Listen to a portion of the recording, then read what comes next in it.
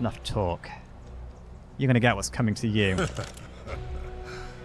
Do you really think you can wound me, a god, with that primitive weapon?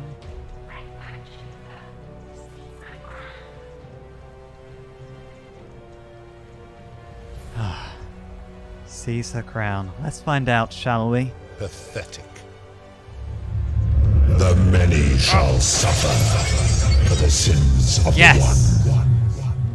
Oh, I've accidentally killed her. What happened to the crown? Wait. Oh god.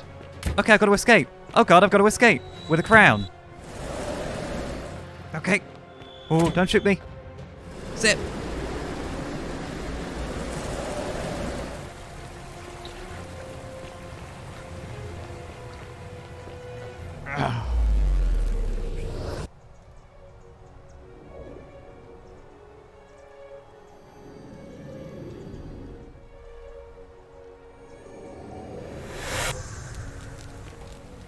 Oh.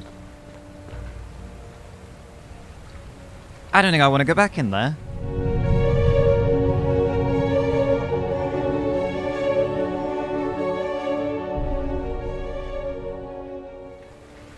What am I need a minute. I have the crown of Proserpina. I don't know how this helps me, but she said I should take it. Quests. Okay, so according to this note, I need to persuade the god of the underworld to abolish the golden rule. And I know of the person for the task. I should just go get the philosopher. Or can I just overpower him with the crown? I kind of want to just tell him he's wrong and prove that he's wrong. Galerius. Salve, friend. Salve. No time. Actually, I need you to do things for me. Sounds serious. I'm listening. If I'm going to convince the god to abolish the golden rule, then I still need time to do that. And we shouldn't let Malleolus become the guy in charge. Sorry, Eula's dying. You need to go to Lucretia, give her this resin, blah, blah, blah. Go, go, go, go, go. Yulia? Oh, no, wait, don't go too fast. Rufius is threatening Virgil. You need to give him this Willowbark. The tree's rheumatism and he'll settle down. Poor Virgil. Yep, poor Virgil. I need to go stop... Oh, I need you to stop Fabia from entering the empty shrine and tell the new arrival they'll find what he's looking for in there. Alright, then. Yep, and tell Malleolus that his real name is Quintius, thanks to Claudia, and Nero sends his regards, and then tell him to withdraw from the election and release the debt bondsman. Okay, go. What? Yep. Go, go, go, go, go, go, go, go, go. Right, I need to go to the Greek temple then. Oh, I wonder... I tell you what, the philosopher's probably going to have a field day when I rock up and say, yeah, we've met before, we've spoken before. He's going to love that. Julie, please don't touch the shiny things. Fabia, listen. There's a troublemaker coming into the city. In I go. I'll take care of it. Sneak in. I'm surprised nobody's really found that hatch. It's not exactly well hidden. And there's a little lantern behind it. You'd see the candlelight flickering through.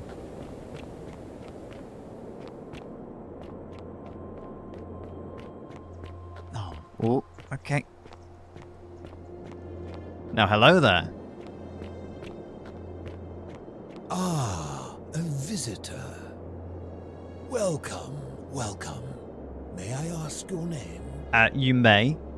We've had this conversation before. You're going to go to explain to the exertion of power required to create a utopia that will always result in a tyranny. I was indeed. But why are you we've never planning met just to before, jump the have gun we? off that? I'm sure I would have remembered. Blessed Lissa, am I losing my memory? Well, I'm... No, I'm not going to lie to him. That's be cruel. I'm caught in a time loop. Oh, that's a relief. For a moment, I thought it was I who was touched by madness. Well, you have been down here all alone for so many years. I would not be surprised. So, big question. I know you love a brain teaser. How would you persuade God to abolish the Golden Rule? I assume you're asking me this as some kind of amusing hypothetical? No.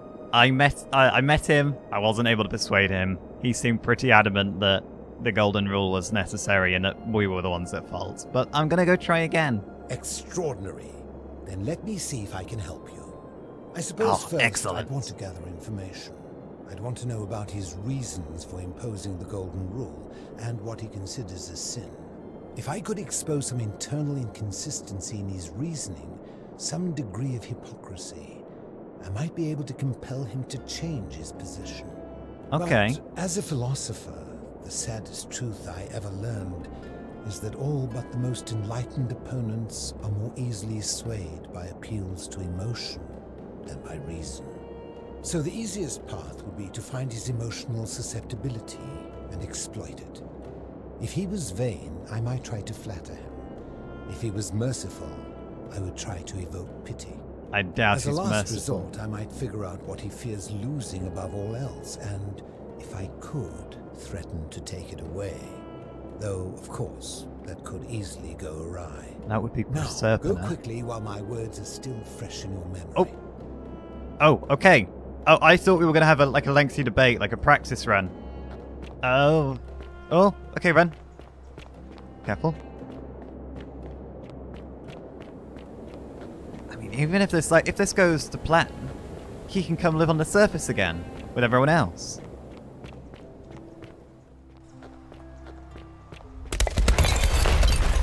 Oh, there we go. Hilarious. I can always count on you. Hang on. Decius. Salve. Hello there, friend. No, you never believe me if I told you. Well, I'll take your word for it. Blah, blah, blah. Get lost, Decius. For the right price, I'll tell you where you can find your own. Now you're talking, I'm interested. How about 100 denarii? 5,000. Oh, that's a little excessive, don't you think? It's not the bow of Ulysses we're talking about. I'll think of it as an investment. A few little coins in exchange for riches beyond imagining. All right. But I'm going to need you to tell me before I pay up. Oh, no, I don't think so. In that case, the deal's off. Wait. Let's not be too hasty, friend. I just want a little assurance that I can trust you, that's all.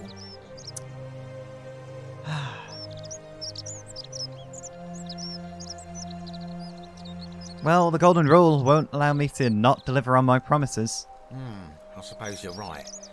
All right, you drive a hard bargain, but here's your money. Now, the location of that bow. Send a shrine to Diana. What? But I already knew that, you imbecile. Everyone knows that.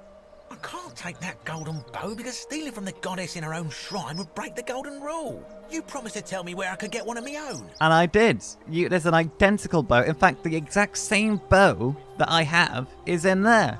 So, I don't know what to tell you, mate. Oh, no. Hang on. You can take it, but you'll be able to keep it for the rest of... You know, why can't I just tell him to go stuff him... I mean, telling him that, it would break the Golden Rule. And his life would be very short. Yeah, well, you can take it, and you'll be able to keep it for the rest of your life. Please don't take it. What is this? Some kind of joke? You gave me what I wanted. I gave you what I promised. I don't believe this is happening. This is what you get for swindling me. This was fun. We should do it again sometime. Don't even talk to me. Oh, revenge is sweet. Don't believe Salve. a word they tell you. Nope. Citizen. Hello. They're all wanting to talk to me now. God, this is a long run. But I see the obelisk is still glowing. And the tablets are obviously going to still be in it then. Yeah. So, whatever these tablets truly are, whatever this obelisk is, doesn't seem to obey the same laws of time. Oh, Ravisi. How can we pass this test if we don't know the rules? That's a fair demand. Oh, okay. Pluto, father of riches.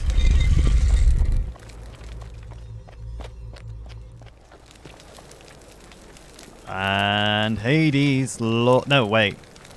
Yes, Hades, Lord of Many. I know it's Osiris. Osiris, Lord of Silence. You know what? I'm done with the voices. There's only so many ways you can make this upbeat. Nurgle the Fierce One. Oh! That is bright every time. Oh, I don't like the inky blackness behind me. Hello. Bet you didn't think you'd be seeing me today. Again. Ooh. Now I'm not so much in awe of what the hell is this place. I can actually look out the window. That's a lovely view. It's a lovely view you've got. What's this black dome? Is the city contained completely within the, like, this sphere? Hey, Proserpina. Charon. And here you are. Here I am. Allow me to introduce myself. As you have already gathered, I've been known by many names. Yes. Nergal to the Sumerians. Osiris to the Egyptians. Hades to the Greeks. Pluto to the Romans. Pluto to the Romans. But the one constant through it all has been my title, God of the Underworld. And I've been watching you with curiosity, mortal, ever since your arrival. You are unlike the others, aren't you? And what is That's more, exactly right. you carry a weapon that was never intended for mortals to wield, and you do it so brazenly. But there will be time for your reckoning later. First, as a reward for undoing the desecration of my obelisk, I will allow you to satisfy your curiosity. Ask what He's you will. incredibly vain. Thinking about it. Like, he grants me an audience because I restored his obelisk from the desecration. He seems very angry about that desecration.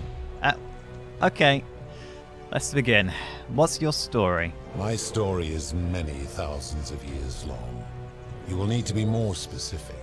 Okay, What fair do you point. wish to know?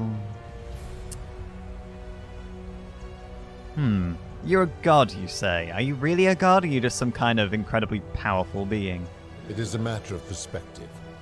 God is a label I was given by you mortals, not one I gave myself.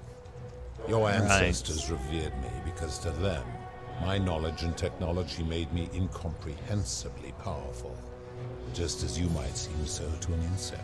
But despite all that, there are rules even I must obey. Oh? I want to ask more about those rules, but before we continue, why do you look and sound like a man? I'm getting you're not exactly human. My kin and I all adopted this form long ago, so that we might better understand and communicate with your kind. In time, we grew fond of the sensory delights it affords: desire, joy, ecstasy, even rage and sorrow, while an acquired taste can be addictive. Rage and sorrow can be addictive.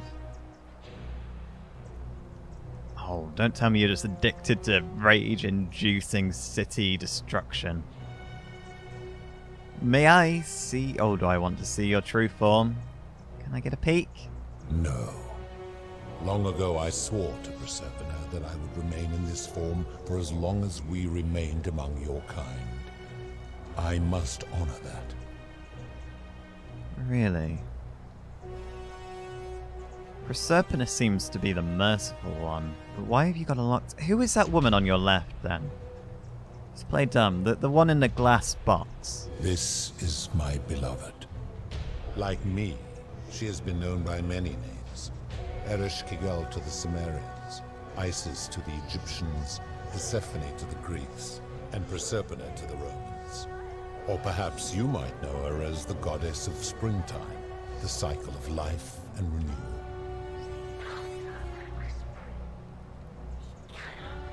No, I know whispering. Your Proserpina, gazing I is guess. too long. What? Oh. Okay, so he's the jealous kind then. And who's that on your right in the black shadowy robes. That is my servant. Oh. You would have met by the river, though she wears many faces and goes by many names. Yeah, she wasn't quite this Kumutabar creepy when I to met the her. Sumerians, Kirti to the Egyptians, Charon to the Greeks, and Charon to the Romans. Her role is to ferry souls between the mortal world and this one, and to make their transition as seamless as possible. For that, she earned herself the infamous, if erroneous, moniker, the Ferryman. You will talk more later. For now, ask your questions. Oh, okay. Let's talk about something else. As you wish. He's been quite amicable so far. What is this place? Because, I mean, I might not agree with the Golden Rule, but this place is snazzy. It has come to be known simply as the Underworld. Oh. And it exists because of a wager I made long No, ago. I meant more this throne room of yours. But a wager? What was the wager? That is a long story. One that began over 3,000 years ago and continues to this day. You see, long ago my kin and I set out from our home on Elysium to search for other forms of life among the stars. We discovered your planet and witnessed your kind evolving from primates into something lawless and barbaric. You all but I can believe destroyed it. yourselves. I can believe that Your too. short lives being extinguished by violence and ignorance and disease. Yet Proserpina saw raw potential in you, and persuaded the rest of us it would be squandered without our intervention and stewardship. So we revealed ourselves to your people in a place called Sumer. We offered guidance in agriculture, toolcraft, and law, and you called us gods. For a time you flourished, but soon you were too many for us to oversee. And as you spread from that cradle of civilization, we saw something disturbing. We had sown Sin. the seeds of dependency and confusion, and soon you returned to your old ways of violence and ignorance, this time in our name. My kin had seen enough, and gave up on your kind, condemning you as barbaric and chaotic, scarcely more than animals. We began preparations to return to Elysium, our home world, a utopia unspoilt by conflict and unimaginable in its beauty. But my Proserpina could not bear to abandon your kind without guidance, and knowing it would force the rest of us to leave her behind, she made an extraordinary sacrifice. She gave up her immortality to descend permanently Her to the ranks eyes. of humankind. And so she began her inescapable trajectory toward death. Horrified, I acted swiftly. I placed her in suspended animation in a deep frozen sleep to prevent age and sickness from claiming her. And then I pleaded with Proserpina's father, who the Romans called Jupiter, to bring her with us to Elysium. It was and is my hope that once there, we might one day learn to undo what she has done to herself. But he refused. I did everything I could to persuade him, but he would not relent. He would rigidly uphold his final pronouncement. Humans were unworthy of ascension to Elysium, and no exceptions would be made. Even a But seeing that I former was aggrieved, one he of you. proposed a wager, the terms of which were as follows. If even one human city could prove itself capable of living without sin for a single year, then Proserpina and all of humanity would be permitted to join us in Elysium. My part would be to remain behind, the last of my kind, to watch over you, without interfering, and to sit in silent judgment. And so my reward has been to languish here, enduring a 3,000-year winter, waiting for the day your kind proves itself worthy of her faith in you, so that I might take her with me to Elysium and unthaw my goddess of springtime. And here I am, after all this time, still waiting. So, I don't think you really care about the justice of the Golden Rule at this point. You don't care that Sentius has his daughter imprisoned you would do anything within the rules that you've got to abide by to simply go home with your beloved and make her immortal again. And Proserpina's eyes, I didn't notice the first time, but they're not like yours. They're human eyes. She is truly human. Who are your kin then? They all abandoned you here? There were also gods who, like me, have been known by many names, but perhaps you knew them by their Roman names. Our leader, Jupiter, as well as Neptune, Saturn, Juno, Minerva, Mars, Venus, Apollo, Diana, Vulcan, Vesta, Ceres, and of course, my beloved Proserpina. Golden bow of Diana. So that's literally her bow, is it? In the temple, or one of her bows.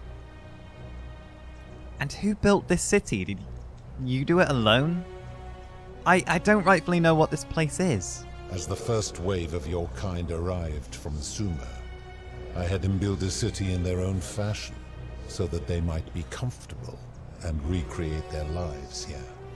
I had them build the entrance as a vertical shaft leading to baths, to cleanse them of the sins of their former lives, and to prevent escape.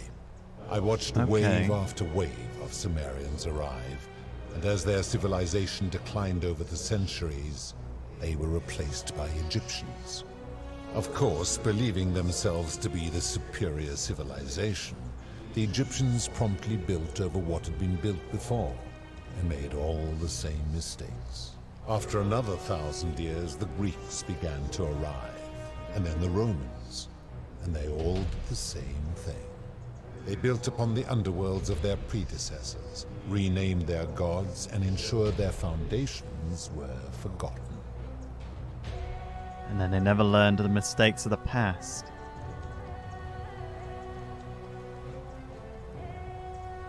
But why? Perhaps not allowing them to escape is what's the problem here. You know, letting people leave would let those who, don't want to be here just go, and they're not going to commit a sin. And anybody who does come, who wants to commit, or not commit sin, they can stay. Oh, I suppose everybody would just leave though, because nobody would trust each other not to break the golden rule. How do you decide who comes here? I know the story of Charon and the Greek opal, I think, the penny in the mouth. Is it something to do with having a penny on you? To ensure the wager was fair, it was important that my subjects were chosen at random. To this end, I had my servant distribute 1,000 tokens fashioned from silver, a rare element at the time, across all of Sumer. Whoever died while in possession of one of them would be located by my servant and ferried to this place, with no memory of how they arrived. As the tokens were discovered, they were traded, smelted, and fashioned into trinkets, and eventually coins, spreading to Egypt like seeds on the wind. Oh. Later, when they spread to Greece, they would come to be known as Charon's obol. That was it. Charon's obol. For the ferrymen. Some placed coins in the mouths of their dead, hoping they would awaken here, though they had no way of knowing which coins were fashioned from the original tokens. In fact, almost all of the tokens are accounted for, only 2 remain.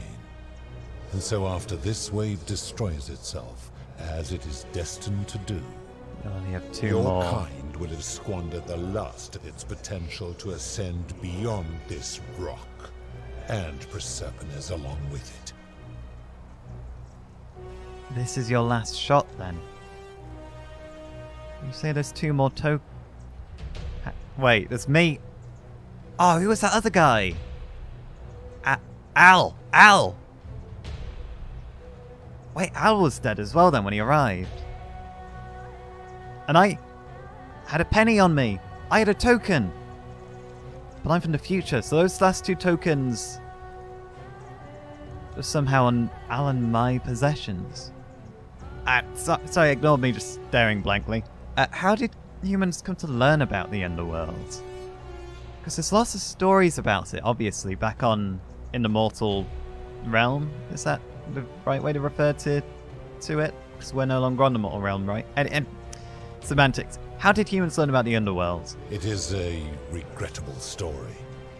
One of the first men who came to this place was a king of Sumer and a troublemaker. To be rid of him, I returned him to his people on the condition that my servant erased his memories of this place. But the erasure did not take completely, and he told stories of this place as if describing memories of a dream. Oh, his tales were committed to writing, which came to be known as the Epic of Gilgamesh, and his words were twisted and distorted over generations. The Epic of Later, Gilgamesh, that's the very Egyptians would first adapt written to work, the isn't stories it? of the underworld, making them wildly intricate and labyrinthine. Their Book of the Dead and Book of Gates bore less and less resemblance to this place in their priests' pursuit of profit. Then, when the Greeks began to arrive, they proved far more cunning, and in a series of incidents that will not be repeated, 5 of them escaped. A warrior named Heracles, 2 kings named Sisyphus and Theseus, a poet named Orpheus, and a Trojan named Aeneas. They each told Those are all embellished true. tales of this place, how to get here, and how to escape. And so from Sumer to Egypt, Greece to Rome, your kind has always told each other stories about this place, though each story contained only a seed of truth. But if you can return people... Then again, I was going to say, why don't you just return the ones that are going to commit a sin? But you don't seem happy with their knowledge of this place, so you wouldn't have tried it or risked it after the King of Sumer. Let's talk about something else. Of course. And, so you are responsible for the Golden Rule within your wager. That is merely the name your people have given to it, but yes, it is my doing. So you punish people by turning them into gold when they commit a sin and fail the wager. And then you try to leave them behind as warnings for other people. Is that it? Why gold? Why do you turn people into gold? Specifically gold? That is a story dating back to the very first wave. After the Sumerians finished building their city, the self-declared ruler threw a banquet to celebrate. Now this man was unmarried, and many women were vying to become his wife, a prestigious position of power and influence in a new world. Of all the women, 2 were particularly ambitious. Both were beautiful, and both arrived at the banquet wearing eye-catching dresses and painted faces, their hair woven in elaborate fashion. The first woman, recognizing that she would require an advantage to win the ruler's affection, draped herself in jewelry, ornate necklaces, bracelets, and rings fashioned from gold. Seeing this ostentatious display, the second woman grew envious, for she had no such jewelry at her disposal. I mean, it's not to my She taste, prayed aloud but... to any gods that would listen to cover her in gold. And when her prayer went unanswered, she took matters into her own hands. While the others indulged at the banquet, the second woman summoned the first for a discussion in a quiet place. She checked that nobody was watching and pushed her rival from the top of the ziggurat, where she broke her neck on the rocks below. But I was watching, and I decided to answer her prayer. I took the golden bow left behind by Diana, and I shot that woman in the heart, covering her from head to toe in a layer of molten gold. And I left her to stand there, that she might serve as a grim reminder of what befalls those who sin in my domain. But that was not enough, for the entire city was tainted by her sin, and the wager could no longer be won. How? What do you mean? So I had no choice but to wipe the slate clean. I gilded them all, to make way for a new wave, and began the wager again. And to this day, each of them, and all who came after, line the halls of this city, inanimate but conscious, suspended in time with only their sight and hearing preserved, so they may bear witness to and lament the folly of your kind for eternity, as silent golden sentinels. That truly is horrifically terrifying. I would hate just to be trapped motionless, but alert, conscious, seeing, hearing. But why did you have to wipe all of it clean? Is it because they knew you would come down and punish them for sin?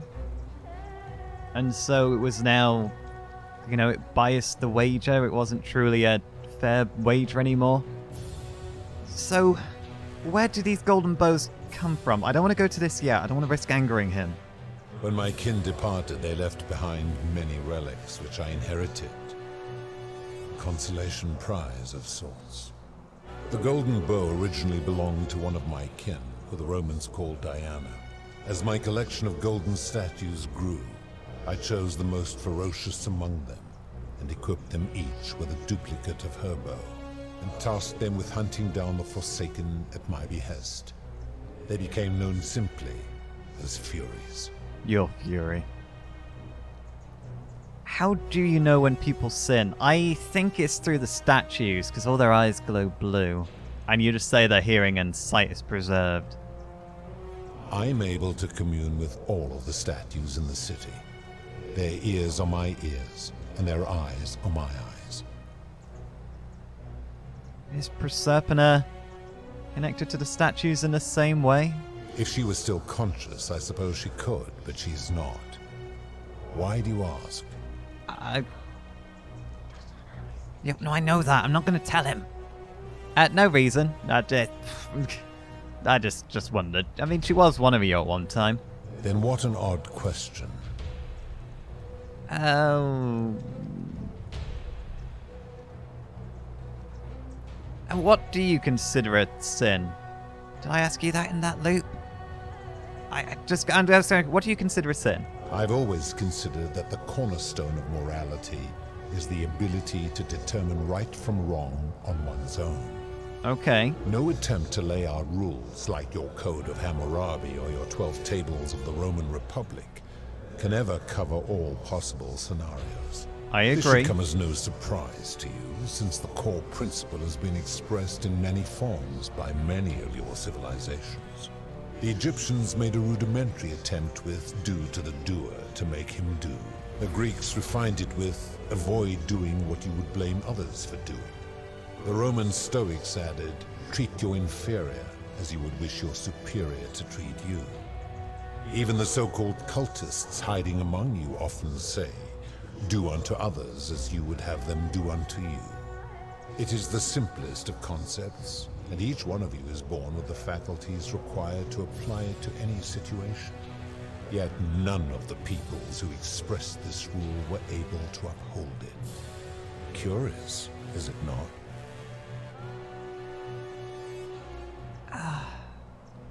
Right. I made the mistake of angering him last time.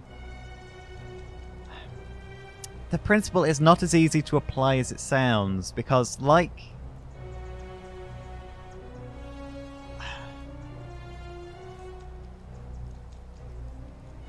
Oh, how do I even explain this? It's not as easy to apply as it sounds. We'll see where we go. For you, perhaps. When you throw in like factors of people's lives, like, you know, poverty or illness or misfortune, you know, nobody's on a level playing field here. And like, especially here, you've got people living in villas while others live in slums, in the afterlife, in the underworld. It's not like everybody's equal. When there's a distortion of power, there's always going to be sin committed by somebody, whether it's somebody feeling disenfranchised or somebody at the top feeling untouchable.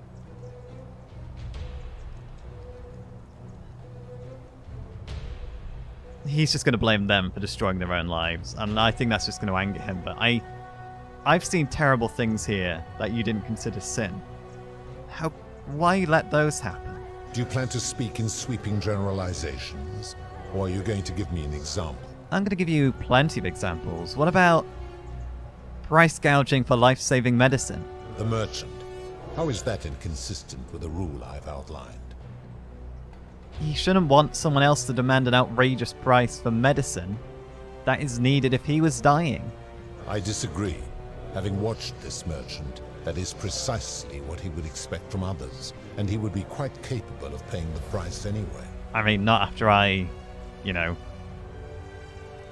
extorted him before as revenge. And he doesn't need to know about my revenge. You can't just know what he would expect. You're simply speculating. Applying this rule always requires speculation to some degree.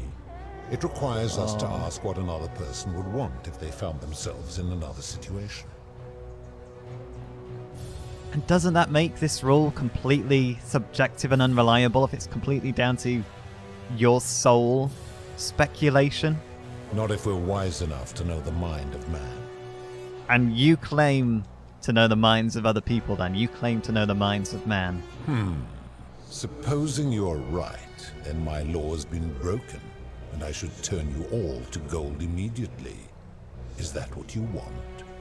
Well, is that what you want? Because this would be your last slate, But no, of course I don't want you to turn us all into gold. Just forget it. Now tell me, Oh. what other sins do you believe I have overlooked? What about the experiments? On the golden statues, truly horrific and disturbing. The midwife and the palace, yes. How is that inconsistent with the rule? She wouldn't want to be experimented upon if she was gilded. Do unto others and all that. The rule is do unto others, meaning other people. Those statues are something else now. Bloodless shadows, mere shapes of their former selves. They are forsaken. What happens to them is no concern of mine. That is an extremely literal interpretation of the rule. They are still people. They're still conscious. Seeing, hearing. God knows if they're feeling. Applying this rule always requires us to interpret the meaning of the words. A literal interpretation helps to minimize the ambiguities of your primitive language. If our language is full of ambiguity, doesn't that make the rule completely subjective and unreliable as well? Supposing you're right, then my law has been broken, and I should turn you all to gold immediately. Is that what you want? No, I'm okay. Now tell me, what other sins do you believe I have overlooked? Suicide. Is suicide not a sin? In your eyes? Are those eyes? In what would be eyes? I've seen no such thing, but in any case, taking one's own life is a self-directed. Oh, because I stopped it.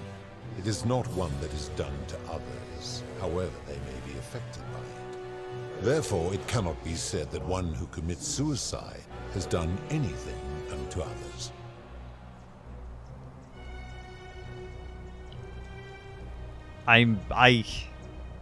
He's got me there. It's more what has been driven, what's driven them to suicide. That's where the sins are, I think. Fair enough on that one. Now tell me, what other sins do you believe I have overlooked? A scam? Yeah, the scam with the hemlock. Ah, the tavern keeper. Yes, that's the one. How is that inconsistent with the rule? She wouldn't want someone else to try sell her hemlock if she thought she was buying a means of escape. I disagree. Having watched that tavern keeper, that is precisely what she would expect from others. She would view it as a game, one she intends to win. And again, you don't know what she would expect. You're simply speculating. Applying this rule always requires speculation to some degree. It requires us to ask what another person would want if they found themselves in another situation. And this makes it inherently subjective and unreliable. Not if we're wise enough to know the mind of man. Oh, wait, we're just going in loops now. You think that you know the minds of other people, blah, blah, blah. Yeah, Supposing so I'm you're going to be right, respectful. then my law has been broken, and I should turn you all to gold immediately. No, I do not want Is that that. what you want? No, it is not. Of course not. Never mind. Now tell me, what other sins do you believe I have overlooked? Debt bondage. What do you make of, slavery? You speak of the moneylender. How is that inconsistent with the rule?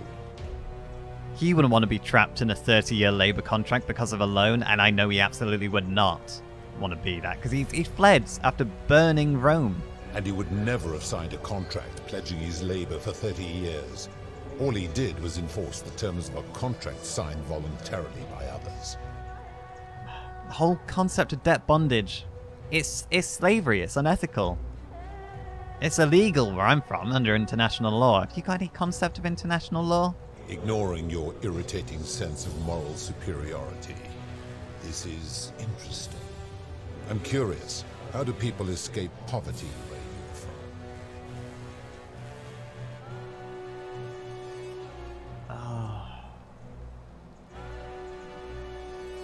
He's just gonna go, oh, well, he took out the loan, they gotta pay that back. It's customary to take out a loan and buy a house, and in some places to pay for an education. He's gonna go, well, yes, you agreed to do the loan, so you gotta pay it back. I see. And how long might it take such a person to repay their debt? It depends. It really depends. Sometimes decades, sometimes the entire life, sometimes weeks if you win the lottery. I fail to see how your system of loans is significantly different to a debt bondsman signing over his labor for 30 years.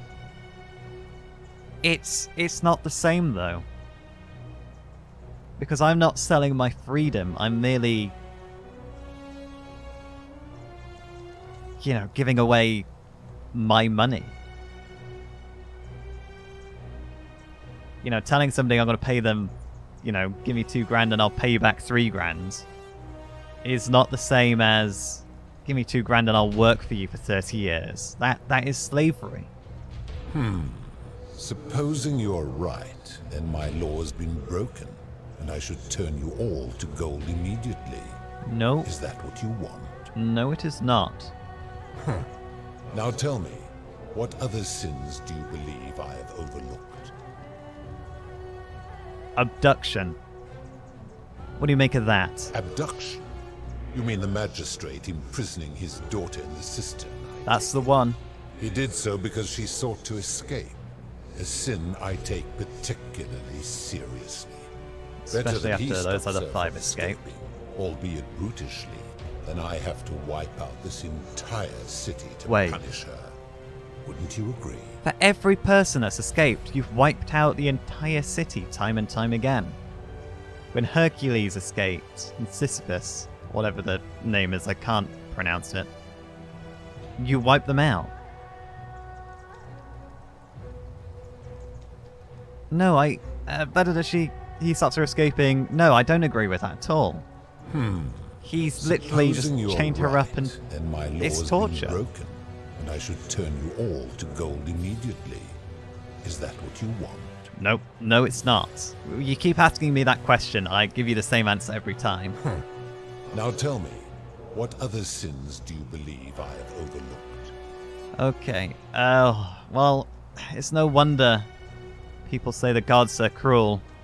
This just shows how unreliable and subjective your moral code is. You're no better at judging a right from wrong than any human. Do you honestly think you could do better? No, but that's my point. Nobody's grasp of right or wrong is so perfect that can be trusted with all of this power. A right and wrong situation, there's so many factors that go into it, it's impossible. You've become a tyrant. I should strike you down for that. Just like a tyrant, and if you did, you'd be proving my point. Now, did you have any other questions before your reckoning? This might risk angering him, but you're the one responsible for destroying so many people's lives. I give your kind a second chance at life, as well as ample warning about my law. And when you disobey, and you always disobey, you force my hand, bringing terrible suffering upon yourselves. And so you ask if I am the one destroying your lives. And I say, no. You do give them destroy fair warning. yourselves. I am merely the means by which you do it. Let's talk about something else. Very well.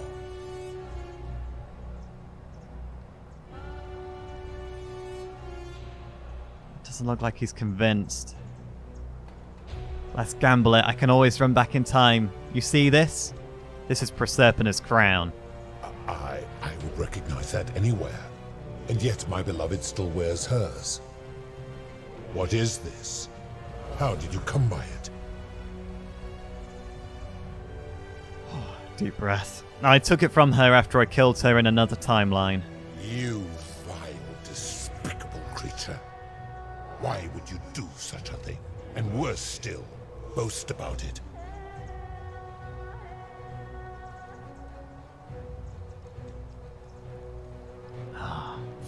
I didn't want to force this, but I don't know what choice I have.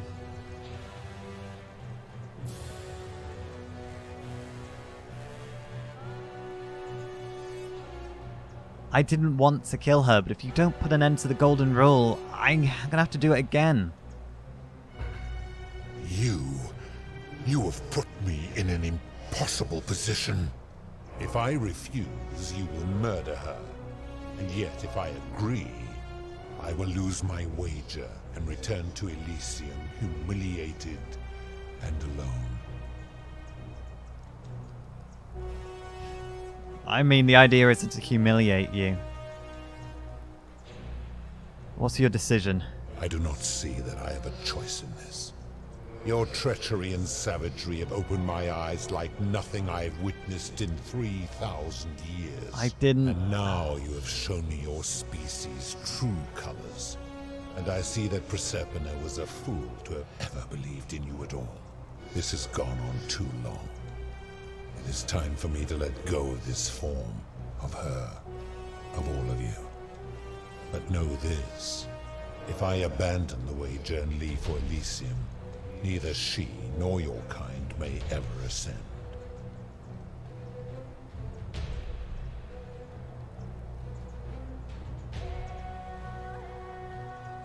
I mean, this whole wager was to prove whether we were worthy of going to Elysium. I know why we can't go.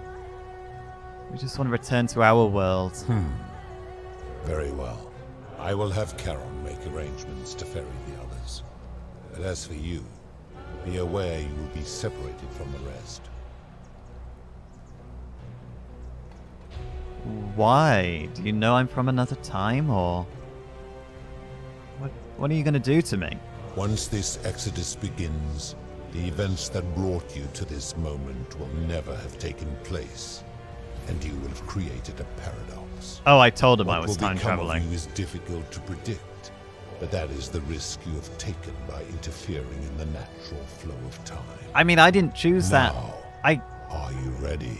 I didn't really have a choice but to... You say interfere, but I just kind of had to throw myself into a portal over and over again. Okay, I'm ready. You had best pray our paths never cross again, mortal.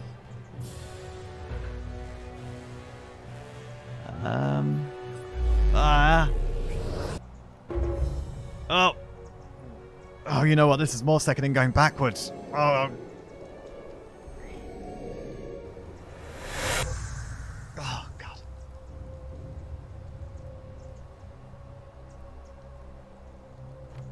I'm outside the temple. I'm back in my own time.